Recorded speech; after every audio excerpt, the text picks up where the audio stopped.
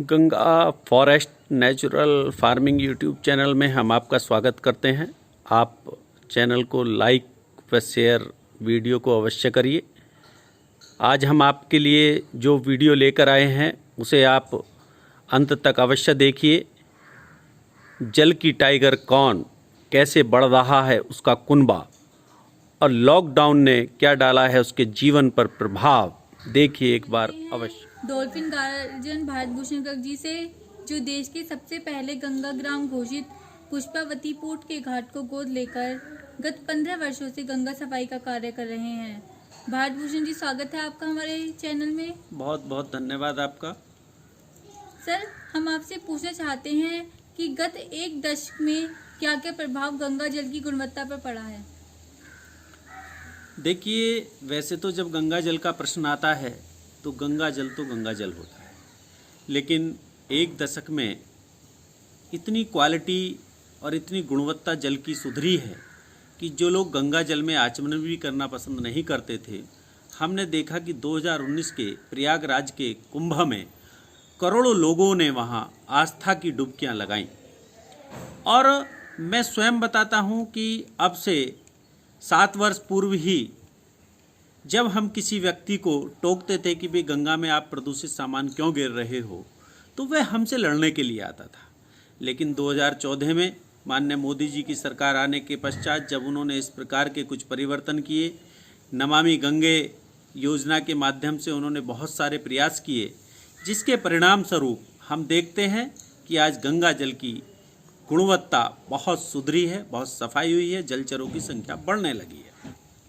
Sir, हम आपसे जानना चाहते हैं कि आपके नाम के साथ जो डॉल्फिन गार्जियन नाम जुड़ा, यह कब और कैसे जुड़ा। देखिए, ये कोई मेरे नाम का कोई हिस्सा नहीं है, ना ये मेरी कोई उपाधि है। ये तो केवल जो हम काम करते आ रहे हैं उसमें एक जिम्मेदारी और बढ़ी।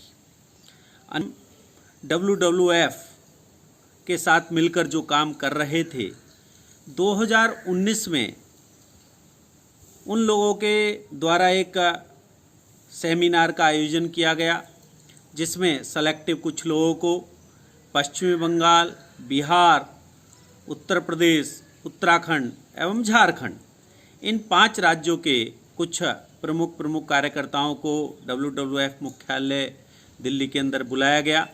और उन लोगों ने वहाँ जो बहुत सारे कार्य थे, जैसे मैं रामसर साइट पे काम कर रहा हूँ, तो उन्होंने वहाँ जैसे मैं पहले से ही टाइगर गार्जियन था, तो जो टाइगर होती है जल की, वह डॉल्फिन होती है।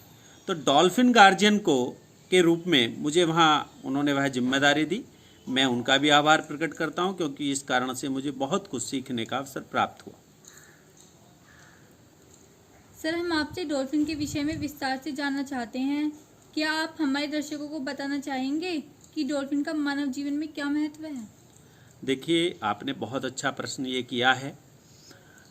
डॉल्फिन को हम, जैसे इस नाम में ही जुड़ा हुआ था, आपने मेरे से कहा कि आप डॉल्फिन गार्जियन हैं, और डॉल्फिन को पानी का टाइगर कहा गया है।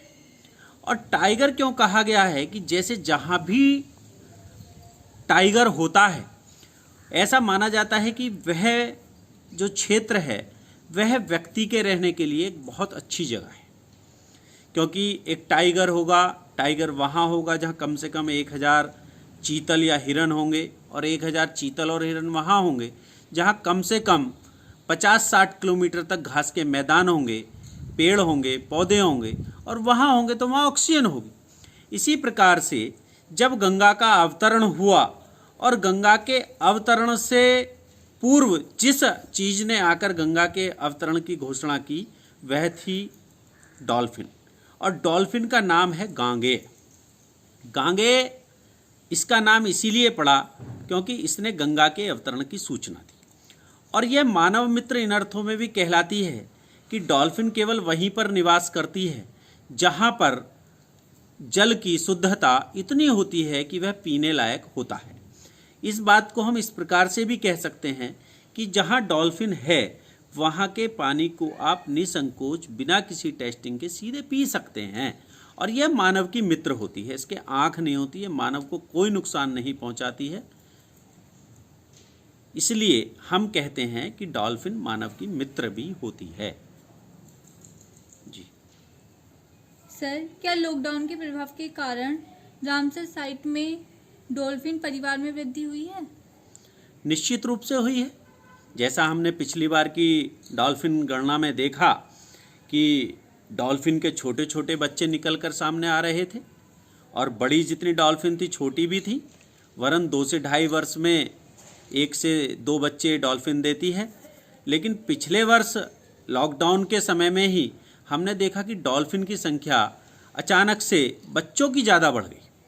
पहले क्या होता था कि डॉल्फिन संरक्षण में जो सबसे बड़ी बाधा थी वो प्रदूषण होता था, और प्रदूषण में भी एक पॉलीथीन होती थी। लेकिन अब पॉलीथीन फ्री हम हुए हैं। पॉलीथीन के कारण से जब बच्चा ऊपर सांस लेने के लिए आता था तो पॉलीथीन यदि उसके सिर में घुस जाती थी तो वह तड़प तड़प कर दम तोड़ देता था। और अभी मेरे गोद लिए हुए घाट पर पुष्पावती पूठ में, जो हापुड़ जनपद में पड़ता है, वहाँ अभी परसों ही हमने वट अमावस्या के दिन 8 से 10 डॉल्फिन के झुंड के साथ अनेक बच्चे हमने देखे।